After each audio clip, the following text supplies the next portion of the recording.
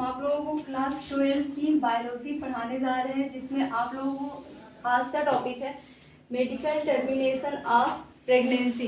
तो चिकित्सीय सगर्भपात समापन किस प्रकार किया जाता है, ये आज आप लोगों को हमको बताना है।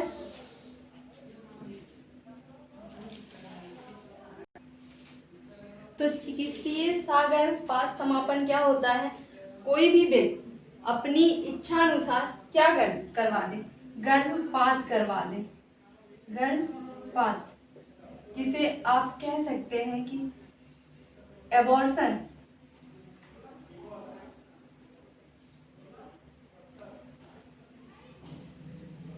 एबॉर्शन करवा दिया गया।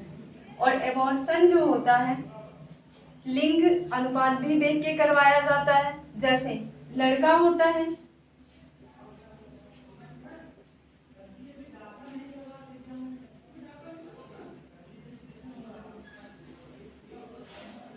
या लड़की, अगर लड़की होती है तो गर्भपात करवाया जाता है चिकित्सीय विधि के द्वारा। इसमें यह पता चलता है सगर्भपात समापन में कि लड़का है या लड़की है।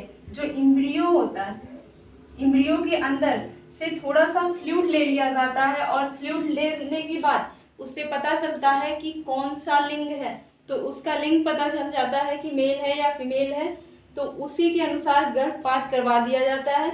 और ये सरकार के द्वारा चिकित्सीय सगर्भपात समापन में बैन लगाया गया है कि कोई भी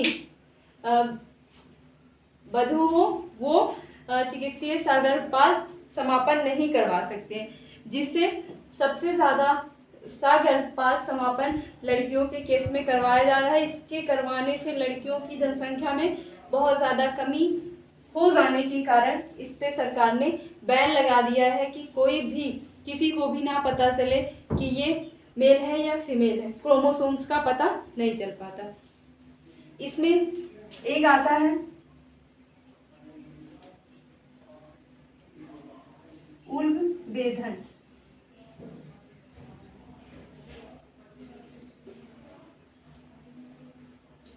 उल्ब वेधन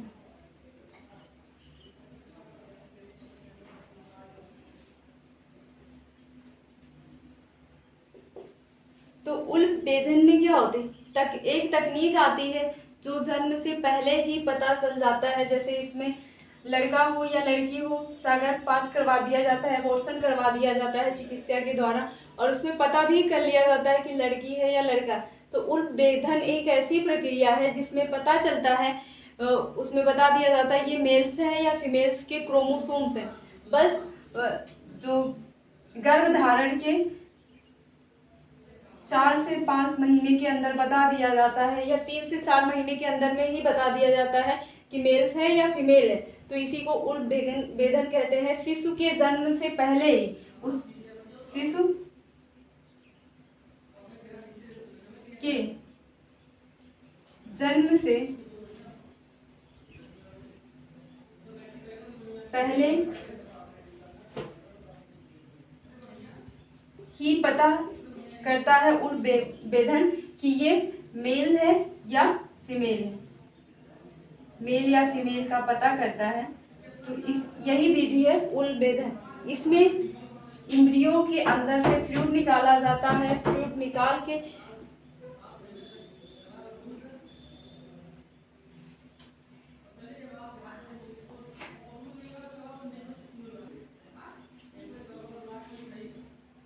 तो इस पे सरकार ने पूरी तरह से बैन लगाया है कि मेल या फीमेल ना पता करके बताया जाए कि ये मेल है या फीमेल है। यही उल्ब वेधन है, जिसमें शिशु के जन्म से पहले ही इम्ब्रियो में जब रहता है, वो डेवलप होता है, उसमें उसको ये जो दंपति होते हैं उनको बताया जाता है मेल से फीमेल से। और अगर फीमेल्स रहती हैं तो अगर जो दंपति होते हैं उनको फीमेल्स की आवश्यकता नहीं होती है तो वो उसका एबॉर्शन करवा लेते हैं। एबॉर्शन करवाने की वजह से सरकार ने इस पे बैन लगाया है। अब आपको पढ़ाना है यौन संचारित रोग। यौन संचारित रोग कितने प्रकार से होते हैं? यौन संचारित रोग 2 प्रकार के होते हैं। यौन संचारित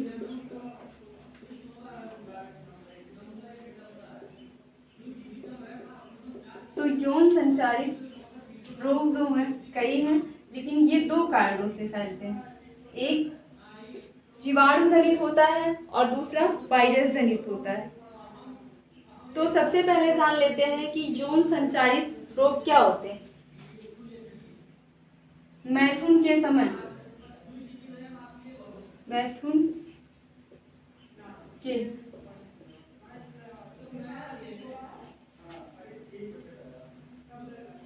मैथुन के समय स्त्री और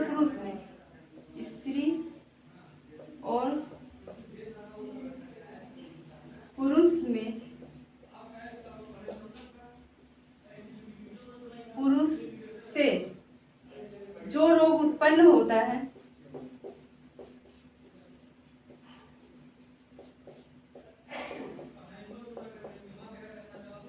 उसे यौन संचारित रोग कहते हैं। मैथुन के समय सेक्स के कारण ही जो रोग स्त्री और पुरुष में उत्पन्न होंगे वही यौन संचारित रोग कहलाते हैं। तो ये रोग एक जीवाणु द्वारा होता है, दूसरा विषाणु द्वारा होता है। जीवाणु जनित रोग और दूसरा होता है विषाणु जनित।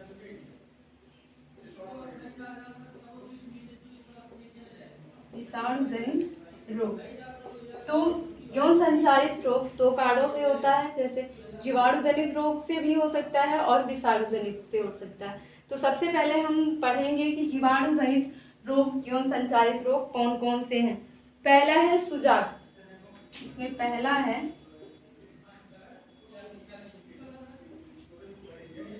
सुजाक। तो सुजाक रोग क्या होता है? सुजाक रोग का कारक नाइसेरिया गेनेरिया होता है। इस सुजाक रोग किस कारक से फैलता है? कौन सा जीवाणु है जिसके कारण सुजाक रोग फैलता है? नाइसेरिया गेनेरिया। नाइसेरिया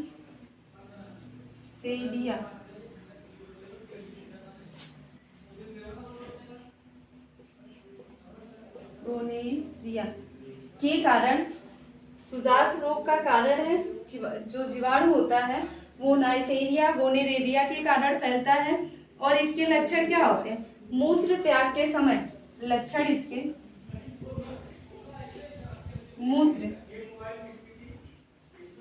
त्याग के समय जलन होता है।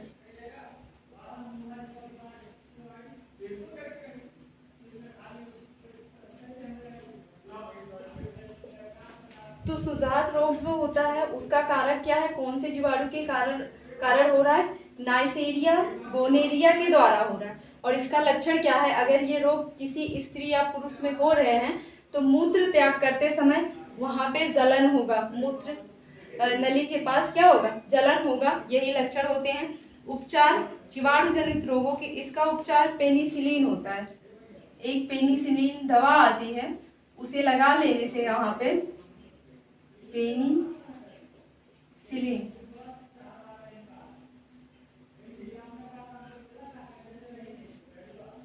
पेनिसिलिन लगाने से यहाँ पे जलन और जो रोग होता है वो खत्म होने की संभावना रहती है। दूसरा आता है सुजाक के बाद उपदंश रोग। जीवाणु जनित दूसरा रोग जो है उपदंश।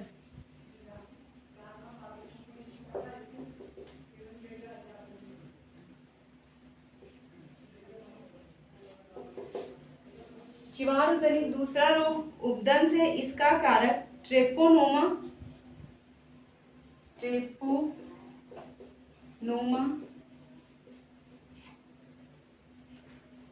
पेलिडम है।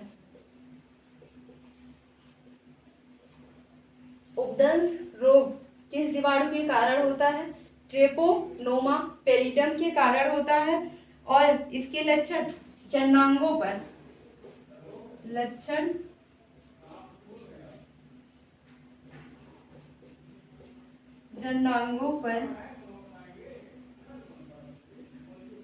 घाव हो जाते हैं। जो जनन अंग होते हैं वहां पे घाव हो जाते हैं और छाले भी निकल आते हैं।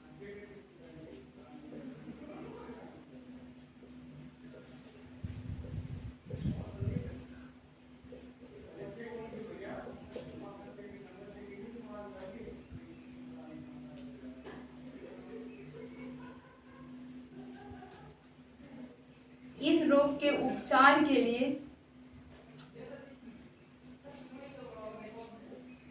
पेनिसिलियम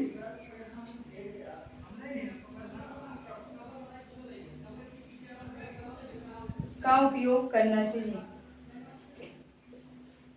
उपदंश रोग जो होता है, उपदंश रोग होने का कारक क्या है? ट्रिप्नोसोमा पेलिडियम है। और इसके लक्षण क्या है? जब ये रोग हो जाता है उपदंश, तो जननांगों पर घाव हो जाते हैं और छाले निकल आते हैं। इसके उपचार के लिए पेनिसिलियम का उपयोग करना चाहिए, जिससे ये छाले और जो घाव होता है समाप्त हो जाते हैं। अब आपने पढ़ा अब तक जीवाणु जनित रोग, अब आपको पढ़ना है विषाणु जनित रोग। जो यौन संचारित रोग है विषाणु जनित कहते हैं। विषाणु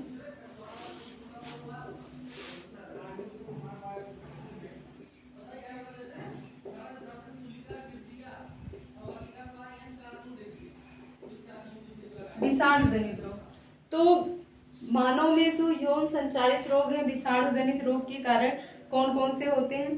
पहला है एड्स। इसमें पहला है एड्स।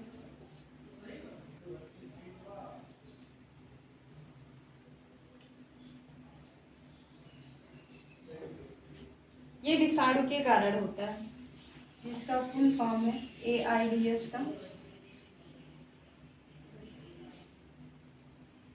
एक्वायर्ड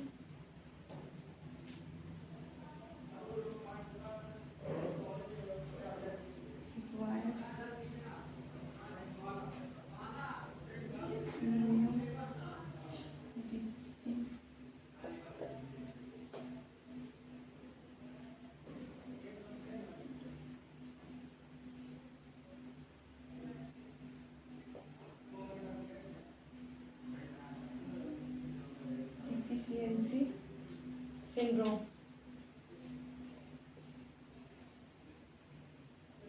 तो एड्स का जो फुल फॉर्म होता है एक्वायर्ड इम्यूनो डिफिशियंसी सिंड्रोम होता है। तो ये कारक क्या है? HIV। इसका कारक है HIV, ह्यूमन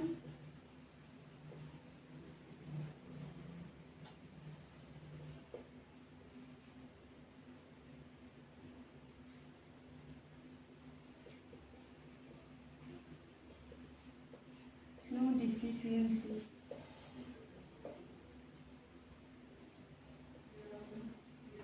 तो इसका कारक क्या है? HIV का ह्यूमन इम्यूनो डिफिशियंसी।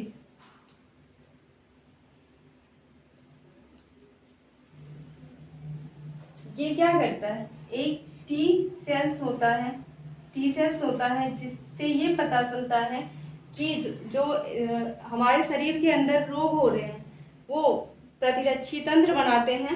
तो ये टी सेल्स जो होता है ये बताएगा कि हमारे सेल में जो आए हैं कौन से विषाणु आए हैं या कौन से जीवाणु आएंगे। जब एड्स होता है सबसे पहले इन्हीं टी लिम्फोसाइट सेल को नष्ट कर देता है, और जब नष्ट कर देता है तो हमारे जो प्रतिरोधक क्षमता को विकसित करते हैं, उसके लिए प्रतिरोधक क्षमता को विकसित करने वाले कारक को ये नष्ट कर देता है। इससे पता नहीं चल पाता कि कौन सा ऐसा प्रतिरोधक एंटीबायोटिक बना है जिसके कारण ये रोग को हम नष्ट कर सकते हैं। हमारे शरीर में ऐसी कोई इम्यूनिटी क्षमता विकसित नहीं हो पाती, किसके कारण? टी सेल्स के कारण। ये सबसे पहले हमारी इम्यूनिटी क्षमता जो बनती है उसको नष्ट करते हैं। और इसके जो लक्षण हैं, शरीर पर लाल चकत्ते निकलते हैं, शरीर पर लाल चकत्ते निकल आते हैं,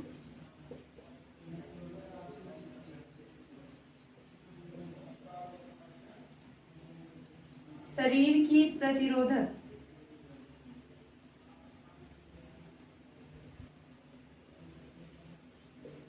प्रतिरोधक क्षमता कम हो जाती है।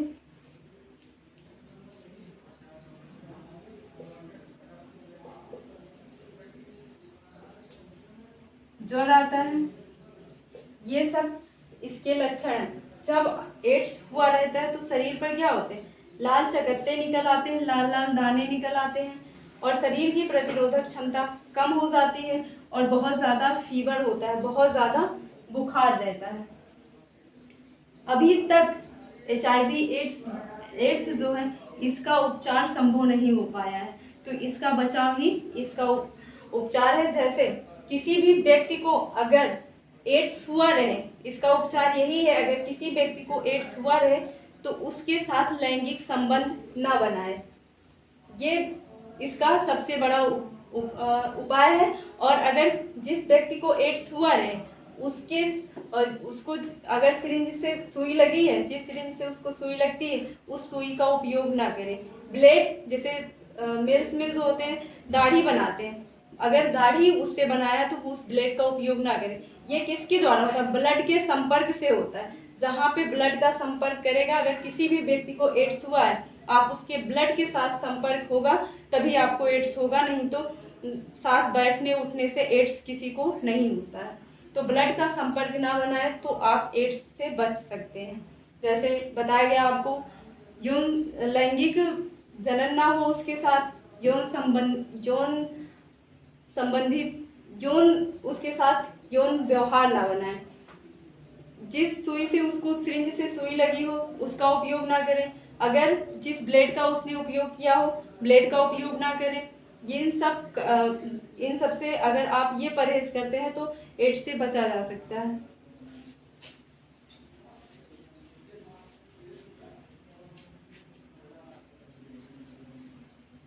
दूसरा है हेपेटाइटिस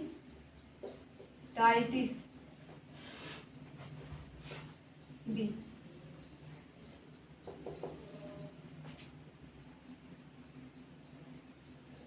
तो हेपेटाइटिस बी एक विषाणु जनित रोग है। इसका कारक जो होता है, कारक HBV होता है और इसके लक्षण जो होते हैं, हेपेटाइटिस बी का जो लक्षण होता है, ज्वर होगा, आपको बुखार रहेगा, पेट में दर्द रहेगा,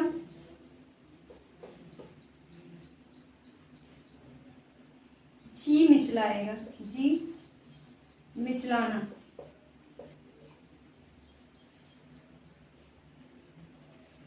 ये इसके लक्षण है। विषाणु जनित रोग हेपेटाइटिस बी का कारक जो होता है HBV होता है, जिसे हेपेटाइटिस बी वायरस कहते हैं। इसका लक्षण है ज्वर होगा, आपको बहुत तेजी से बुखार रहेगा, पेट में दर्द रहेगा और जैसे आपको हमेशा लगेगा कि अभी हमको पलटी होने वाली है। तीसरा है जेनिटल हार्पिस।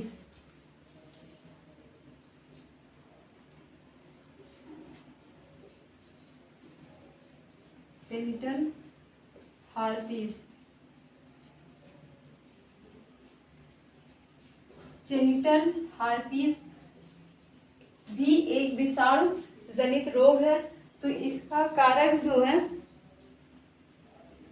टाइप 2, इसका कारण टाइप 2 हर्पीज,